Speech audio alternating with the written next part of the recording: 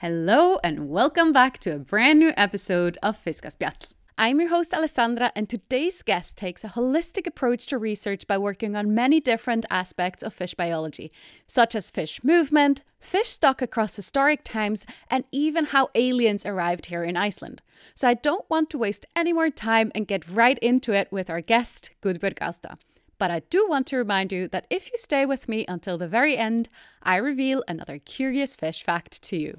Everywhere we go, there is something to see. So dive into the blue to discover the world of fish. Fiskaspjall, where we talk about all things fishy. Yeah, so my name is Guðbjörg Ásta Ólafsdóttir. Where I'm from, I guess I'm from Iceland. I grew up in it's complicated. I grew up in a rural community in Borgarfjörður, where we moved to Scotland for a while, and then to Reykjavík, and then I moved back to Scotland for my postgraduate education. Then back to Reykjavík, and then sort of shortly after my postdoc, I got offered this job up here in the Westfjord, where I have been since, just with 2 brief breaks. Nice. Yeah, I came to the Westfjords properly for the first time yesterday, and it is stunning. So I can understand why you would come back here and stay here. It's a beautiful area. I mean, I do really love it. I mean, it appeals to my, of course, sort of belonging to nature. I remember the first time or sort of shortly after I moved here, I was really struck with how it reminded me of the Iceland I grew up in.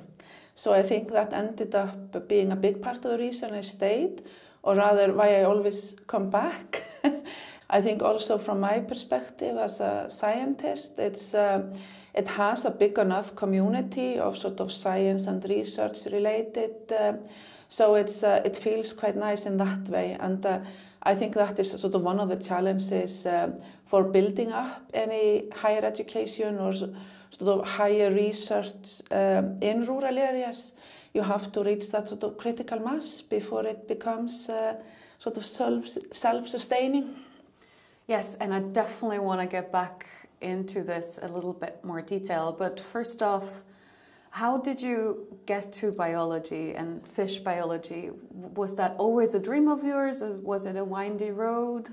It was both. I was actually having this conversation with my husband this morning, because we were talking about how when you're like 6 years old, you kind of have a very strong sense of yourself.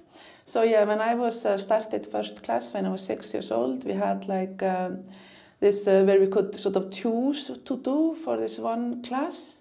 I would always choose to write essays about animal behavior. So quite a nerdy activity for a 6-year-old. But yeah, I loved reading the books about the animals. I had a special interest in rainforest birds, actually.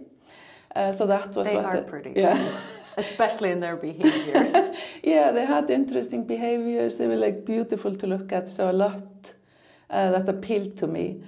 But from then it was a very winding road, because I became more interested in sort of social and human. So I was interested in anthropology for a while. Also, actually considered becoming a lawyer even, studying philosophy.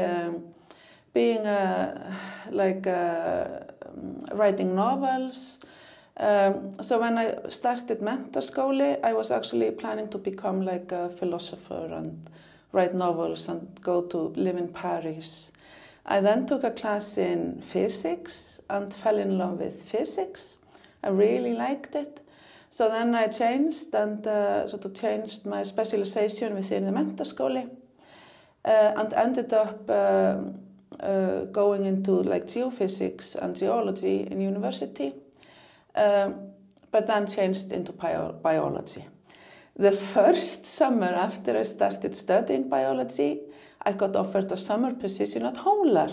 Oh. So that was it for me. I was so lucky to get that experience with doing real research and being introduced to sort of evolutionary biology, which of course evolutionary biology encompasses so many things. So that did appeal to my sort of broadness, because I do like that broader approach. Yeah, I agree. That's why it took me so long to find a PhD position, because I wanted to have a lot of things and the different aspects and different methods in there, which of course also means you now need to learn all of these different things. It is difficult and it takes longer, and I have to admit, because I've gone that road of applying and learning many different methods, I have sometimes sort of questioned what I'm doing, if I'm ever going to make it out to the other side. But I think sort of where I am at now, I find that it's been worth it to actually take that sort of holistic approach and try to understand the issue from many different angles. This is really good news for me as a person who is bouncing around and trying so many different things. So what are you working on at the moment? So again, different things, but I think sort of the core research now is, I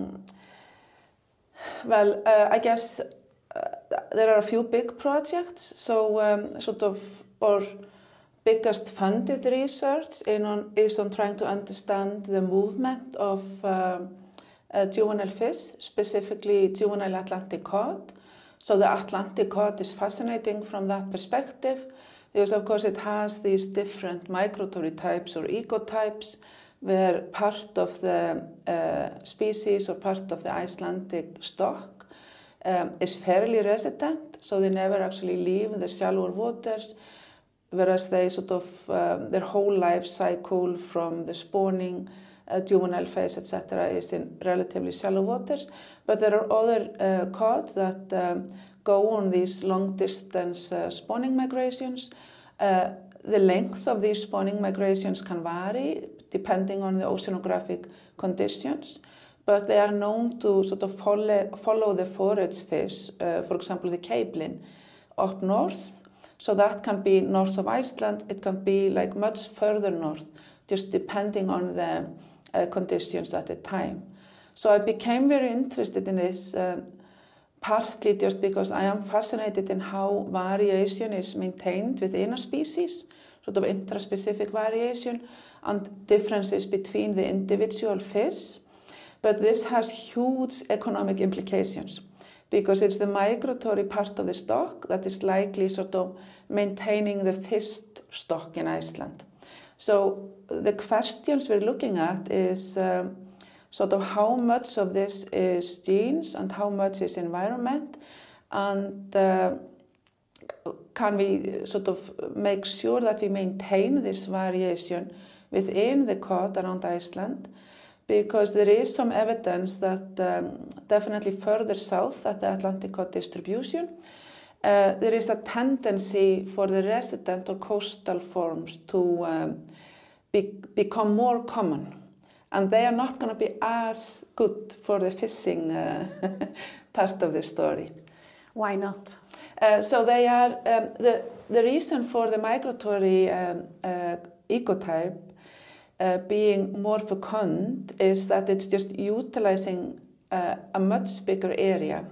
So more fecund meaning they have more eggs, they're just better at reproducing? Well, they have larger areas, probably sort of spawning areas, so they have a sort of higher production capacity. I suspect also because they have that plasticity in their foraging and selecting the environment, so they're just going to move where it's best, where it's favorable to be. So that's why they have that flexibility. But that flexibility has limits, because these are the cod that are sort of cold water seeking. So of course they need that access to that sort of cooler marine environments to flourish. Whereas the coastal or inshore ecotype, they are known. I mean, this is actually much of this hasn't been done in Iceland. So we're sort of basing this on research from Norway, for example. But they have been shown to be more sort of robust to environmental fluctuations, sort of physiologically. So they will probably fare better in a warming ocean. But yes, with the caveat, it's likely that these smaller pockets of coastal populations are not going to be able to withstand as much fishing pressure. I'm also thinking now that if there are these migratory ones and they come in, do they interbreed with the coastal ones? Is there a mixing, or are these separate from each other? So people actually have different opinions on this, but there has been a lot of genetic and now genomic work done on these similar ecotypes in Norway.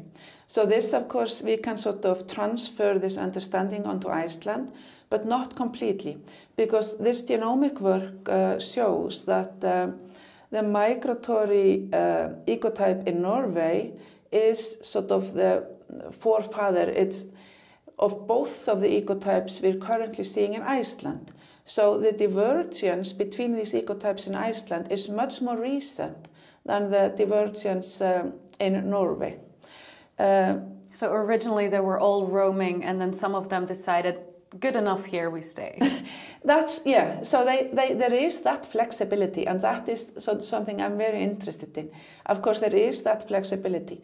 And yes, they can and they will interbreed, but the importance of this divergence is, I think, best shown through the presence of several genomic inversions. So these are areas on the genome that have strong connections, where you have a bunch of genes basically that are much more likely to be carried together between generations. So if your mother has sort of one chunk of genes that work together to make you more fit in cooler environment, the offspring is likely to get that whole chunk of genes. So you can refer to this as a super gene. And because of this being on the genomic inversion, recombination rates are much lower. Genetic recombination is a mixing and shuffling of genes, which happens during the production of gametes, meaning eggs and sperm. Since each individual possesses more than one copy of most genes, recombination allows for new combinations, which can lead to an optimization of traits. So just the presence of these inversions for me is evidence for sort of long-standing evolutionary benefits of either of. So either you are a coastal fish or a migratory fish. But there is recombination and there is mixing. So I think there's a lot of flexibility, sort of plasticity there that has maybe been overlooked, because it's much easier just to classify the fish into two discrete groups. I mean, that's the only thing that works for fisheries management, for example, and just sort of gloss over all the sort of messy variation that is because of genetic environment interactions, phenotypic plasticity, etc. I mean, we humans love a binary, don't we? It's just so much easier to deal with. So how do you get these fish? Do you get them from fishing boats or from fishermen around? Do you go out yourself? So what our research is, I guess, mostly looking at is the juvenile stage. So our currently funded RANIS project is trying to catch these fish at the stage in their life history when we expect them actually to be taking these migratory decisions, if you can call it decisions. Because these fish, they all share the shallow water nursery grounds. So for that purpose... So the migratory and the local ones basically all have their babies in the shallows. So the babies, well, they spawn at different depths, but the eggs and the pelagic larvae and juveniles are then carried with coastal currents, and they all end up in relatively shallow water, so in fjord coastal environments. We have actually, one of our papers is showing that even at that stage, they are segregating by depth.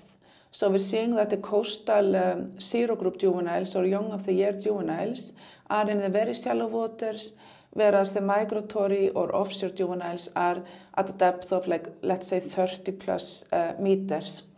But the intermediate stage, so where the things are going to start happening and that they're going to perhaps start to develop their migratory behavior, so the 1 to 3 year old fish, the genotype has a big effect. So we're seeing a big difference between migratory and coastal or offshore and inshore fish, but the origin of the fish also makes a big difference. So like where we were catching these fish from is also impacting how they are behaving in terms of their inward movement.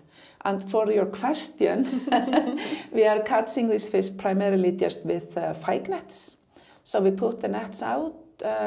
So this is so we cause the least possible harm to the fish, because we want them to be in good condition for tagging them. That is, I have a million questions. But why are you so interested in the juveniles? Is it because that's when they kind of have this decision of where to go, or is there something else to it as well?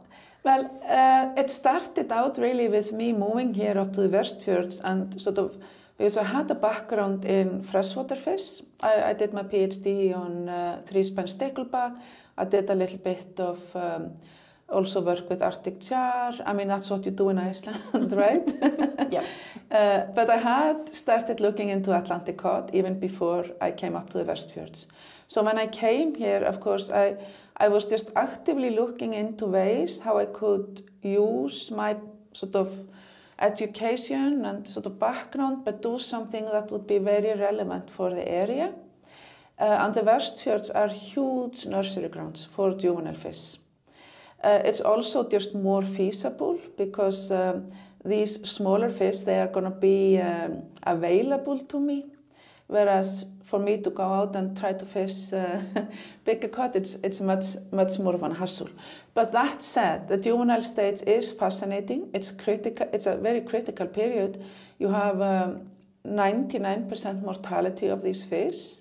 So if you think about sort of conservation and management issues for marine fish in general, but Atlantic cod in particular, I think it's just really important to understand what's going on at the juvenile stage. And sort of finally, this stage I felt was also under-researched, because these sort of shallow coastal areas, sort of ironically, they have less research going on than sort of the offshore waters that are being like very well monitored by the Marine Institute. Because that's what is needed for the fisheries, yeah. Right? Yeah. Go where the money goes, isn't it? Recently, you've also been looking at more historical data of cod. I saw your talk about these piles and piles of fish bones that were just piled up on the shores, really? Deposited there perfectly for you to be found. Can you tell me a little bit about this project? Yeah, so it's been quite a while. It's been about 10 years, I guess, since we started this now. So the backstory here is that, well, my husband, Ragnar Edvardsson, is an archaeologist who specializes in marine and coastal archaeology. So he did his PhD on fishing stations with a focus on the Westfjords. And just visiting these sites, yes, I saw those piles of Atlantic cod bone material. So at that time, research on sort of ancient DNA and on archaeological material was much less developed, but I found it fascinating if we could actually use the material just to do, sort of look at the genetics of these fish retrospectively or back in time. And that's how we started. We just we did actually a small project in collaboration with Snæbjörn Pálsson at the University of Iceland, where we sort of looked at the genetic diversity in different time periods in Iceland. This then snowballed. It really did. I mean, it is fascinating, and I mean there are a lot of all sorts of methodological problems. But we've been looking at the genetics through these samples. We've been looking at stable isotope values, which sort of tell us what the fish were eating or their sort of trophic needs back in time. The trophic niche describes how a species obtains energy, including its foraging behavior and its position within the larger food web, meaning what it eats and what eats it. And I think very critically, we've been looking at the otoliths, which are these sort of air bones or air stones in fish that have very clear growth rings. So from the otoliths, we're getting very accurate estimates of the age of the fish back in time for like 1,000 years. And it's also possible to measure like the growth of the fish. So this has led to really fascinating results, showing sort of the big result, of course, being that there were so many more caught in the sea at the time that Iceland was colonized, which then, of course, affected their growth pattern. So there is a strong density-dependent pattern. So the fish were growing a lot slower because there were just so many of them. And this is also mirrored in the stable isotope results that we're seeing, where we're seeing sort of higher nitrogen values, which I have interpreted just as this was a very sort of fish-dense system. It was just a fish-eat-fish system. So I don't think we can really imagine what the marine ecosystem was like around Iceland at the time, because it's already so different. So what do you think has caused this massive decrease in cod numbers? Well, I think primarily fishing, of course, has impacted the populations. And we're seeing, and this is something people seem to be seeing both in sort of North America and also across North Europe, is we're starting to see an impact of human extraction on marine resources sort of as early as 1500. And this is, of course, the time that just marks sort of a big shift in the seagoing capacity of European nations. So you're getting fleets coming up in the North Atlantic, Arctic oceans even, both specifically for fishing and also for whaling. So this at the time impacted. That said, of course, even if this period seems to have been sort of the start of the human impact, it is a lot less than what we are then seeing like in the 20th century, where we, of course, this escalated at a very rapid scale. The fishing level is today sort of well maintained. So many of the stocks are in a balanced state, but that state is, of course, at a lot lower level than it was previously. And personally, I think it doesn't have a lot of meaning looking back and aiming for us to recreate the pristine marine environment. I think we are way beyond that. I mean, there's not. But of course, we can look at sort of specific areas in the ocean maybe where we can direct more sort of restoration efforts. So because I think marine conservation has to be thought of at these two levels. So one where we are controlling the extraction, we're controlling the use, but we should also be thinking about restoration. So where we are actually aiming for that, we're aiming for just pristineness in the sense of these being ecosystems where we try to have little to no impact, just giving them the freedom to develop naturally. Are there such areas already set up in Iceland? So there are. So Iceland is lucky in the sense is like very few people, a lot of sea. So I mean, if you look at a map of marine extraction in the Icelandic seas, there are actually plenty of areas, well, plenty, maybe not plenty, but there are areas where there is very little human impact. And of course, we should look at those areas and consider maybe conserving them on the basis just as a precautionary action, because even these are areas that might have not been used for fishing, and of course fishing has been by far the largest industry in the seas around Iceland so far, but there are going to be other industries that want to come in. So and I think it's important that we now take a precautionary approach to that. So we are not putting everything under, so we are sort of leaving something back. That brings me to one of the maybe controversial topics of the industry in the Westfjords. You, I think, are very well known for having a lot of sea pens where especially salmon is being grown and salmon then escapes. And I know that there's the plan for many more. And even just driving in yesterday, they're everywhere. Yeah. And the thought of adding even more to the system, how do you feel about that? So yeah, I mean, this is very much a matter of scale. I personally am not against marine aquaculture, but yeah, it's a scale. But the scale is determined sort of now by the carrying capacity of the fjords. And I think we need to consider if that should be our only scale, or if we wouldn't want to consider more diverse metrics of the impacts.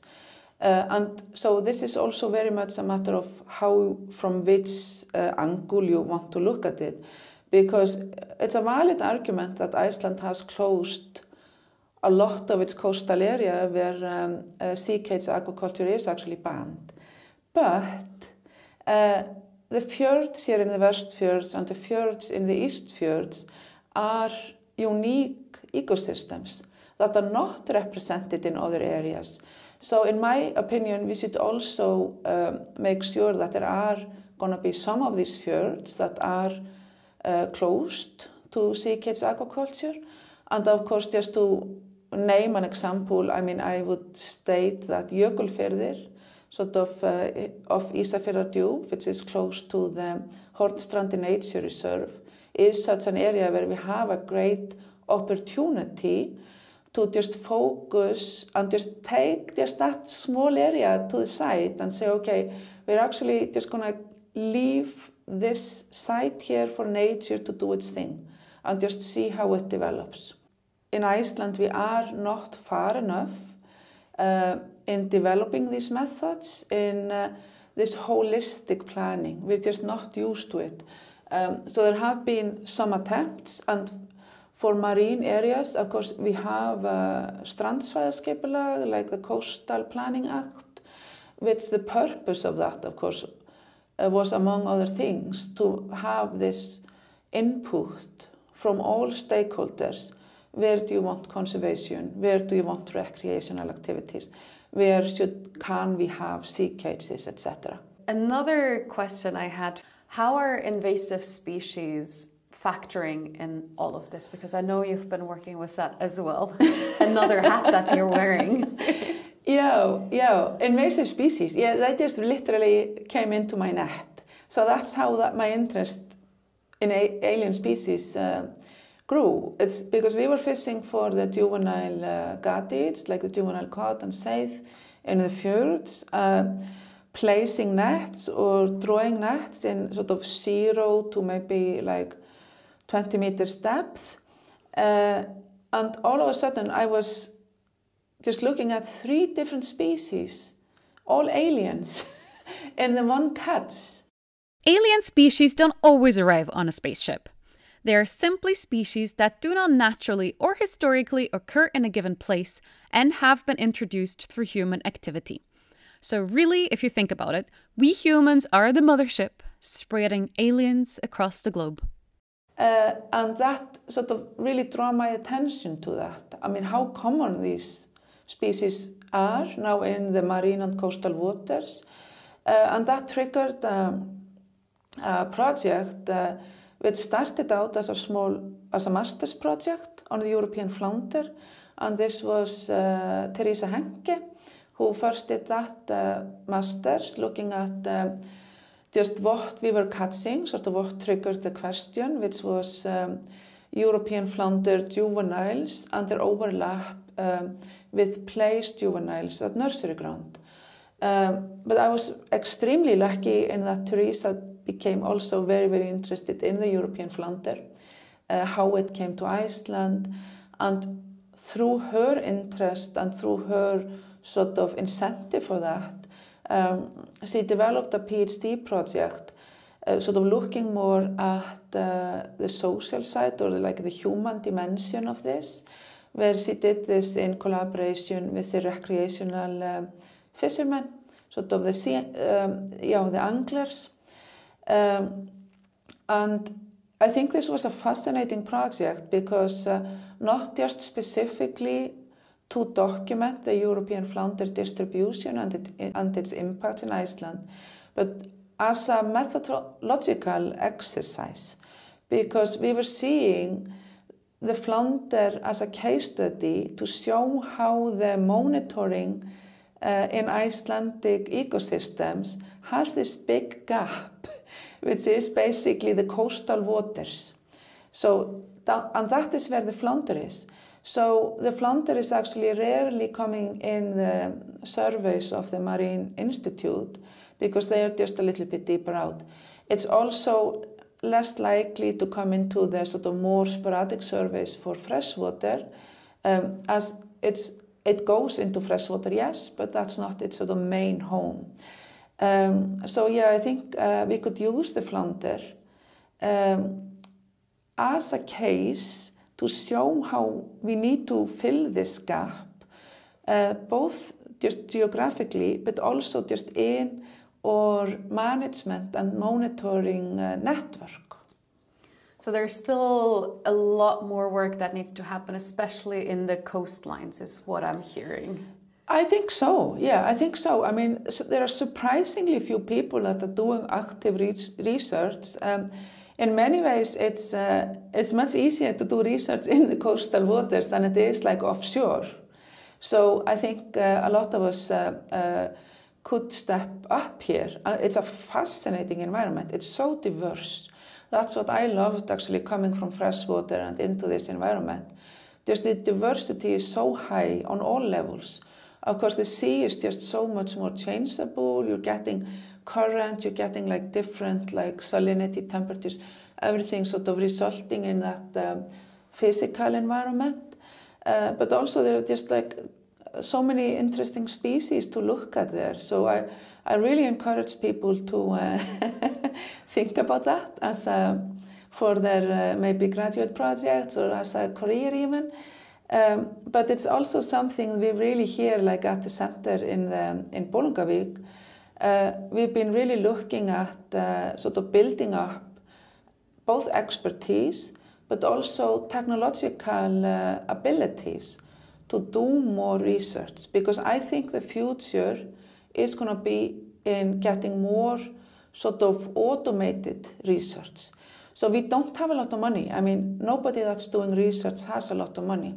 But we can get more data by, of course, yes, working together, but also just using the technology. I mean, using sort of camera monitoring, using more sort of hydrophones to collect the sound environment, which can give us like both information on species distribution, but also even behavior of the species.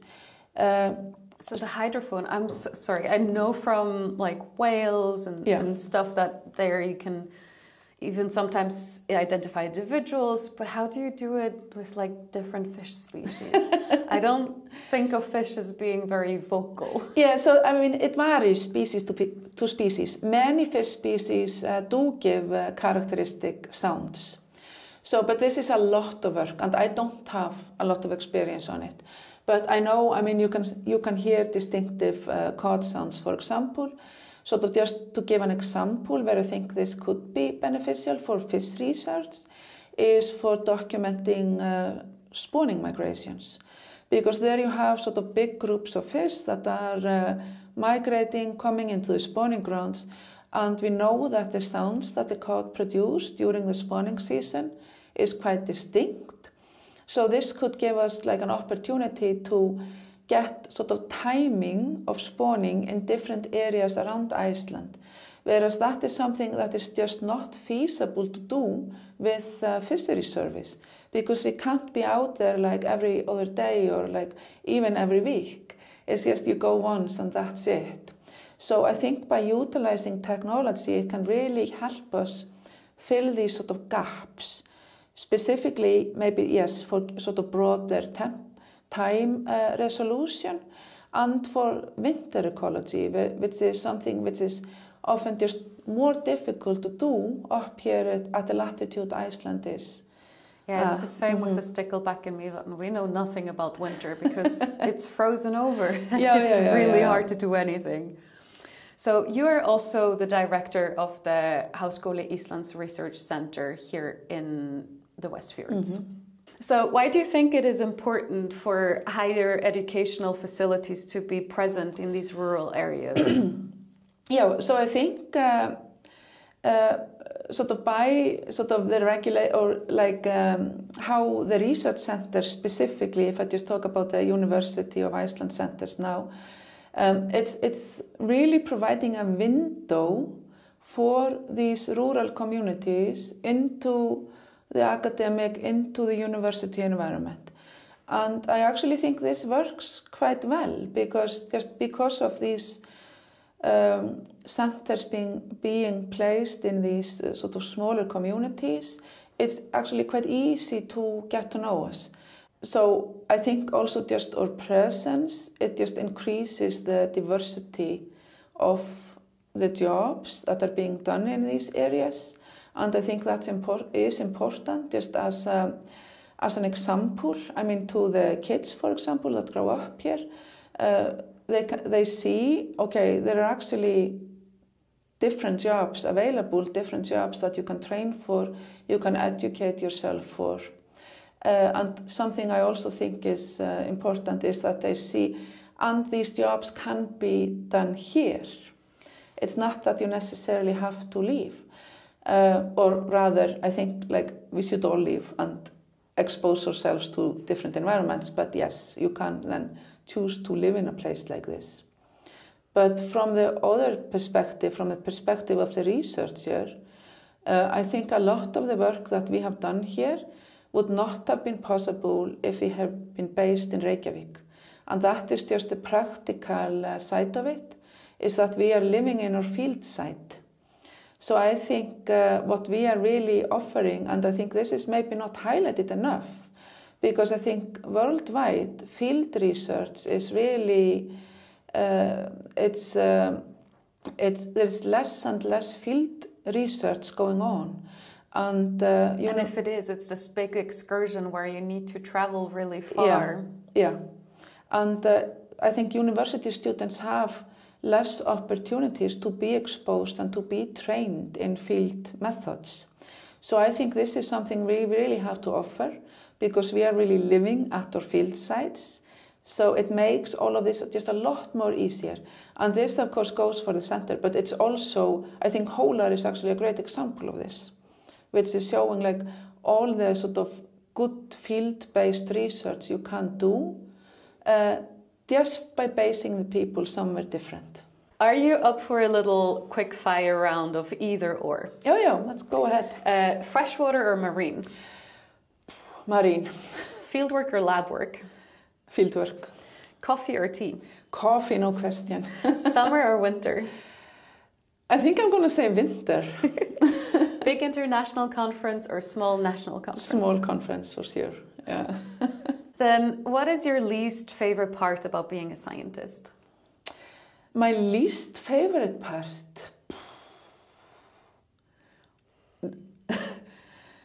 Honestly, no one's going to believe me, but I don't have a least. I love all of it. Also the grant writing?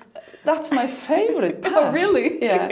Yes, I do love all of it, yeah. I do really enjoy the grant writing because it gives like a free rein to just the concepts and sort of putting together your ideas, and yeah, I really like that part. I love doing the field work. I guess one of my other favorites is getting in the data. I mean, that's a moment I really enjoy, just getting the first glimpse of the results. And I even enjoy the paper writing, so there's that. So you're exactly where you're meant to be. I think so, yes. So what is your favorite part, if you had to pick one, about being a scientist? Well, actually, yeah, I have a new favorite, just a very recent favorite that didn't come into consideration when I chose this career. But yeah, my favorite part now has come into play in the past years, where I am seeing my PhD students really come into their own. That has been a really enjoyable process for me, and I'm so proud of them. So it's just it's a privilege to be able to see a person develop this much. I see this with just my intern students, how they progress, and I'm already like, oh my God, you've learned so much. And that is just in a couple of months or maybe over, a year when they come back, and I'm like, oh, it's so cute. Is there a thing, like if there was one thing that you really want people to know, or a misconception that you would like to clean up for the people out there? A misconception? Yeah, I think maybe more of a clarification, because I think for many people, and this is very understandable because working in academia is quite a niche career choice. So many people are more see universities as being a teaching facility and don't necessarily think about what is involved in the academic research. So in my experience, for many people, they think about research, they think about it as being like a set question you are asked to answer. And that can be something like, what is the negative impact of sea cage aquaculture? But for us, in the university research, we're doing this fundamental research. And the fundamental research is what is required to build the knowledge base for us to then be able to go out, ask the more applied question, and get the answers we need. And I think, that is, of course, with sort of pushing the boundaries of knowledge, I really think, of course, we should be working there. We should be questioning the methods we are currently using and sort of trying to figure out a way that we can do things better. Of course, I'm not opposed to applied research. I do always consider that, but it's really important that there is space for just curiosity-driven research, because without that, yes, we're not going to know what questions we should ask if we want to determine if there is an impact of something. Yeah, also it's so funny because we do fundamental research, but we never know when this fundamental research becomes very applied. Yeah. Because these beautiful accidents happen, and all of a sudden that thing that seemed completely useless and just for your personal curiosity becomes immensely important. Yeah. So yeah, thank you so much for taking the time and for sitting down with me. But thank you, it was my pleasure. This was so much fun, and I feel like I've learned so much, and I now have so many more ideas. Well, hopefully some people listening to this are going to become more interested in the coastal marine environment for their future work. Let's hope so. Thank you. Thank you all so much for listening today. Big shout out to my colleagues at Icefish Research, Lieke, Teresa, Michelle and Guðbjörg. Thanks to ASIP for handling all the paperwork, and thanks to Háskóli Íslands for awarding us their science outreach grant that makes this podcast possible. Thanks to Sandra Rybicki for designing our beautiful logo, and special thanks to Kári for trusting me with his incredibly cool recording equipment that allows me to go and record people everywhere. And our title song was written and recorded by me, your host, Alessandra. If you also want to support us, you can subscribe to our podcast on Patreon. There you also get to submit questions and suggestions for future episodes, because yes, there will be a second season. You can also leave us a review, and please tell all of your friends and family about this podcast. It really helps us grow. Follow us at Icefish Research on Facebook, Instagram and Blue Sky, and visit our website at icefishresearch.com. Did you know that flatfish, such as the flounder, start their life swimming upright like most fish? Through a process called metamorphosis, one eye starts to slowly wander towards the other, and gradually they start to change their entire lifestyle from being mostly in the water column to spending most of their time flat on the sea floor. See you next time again with some new. See you again next week with some more fishy facts.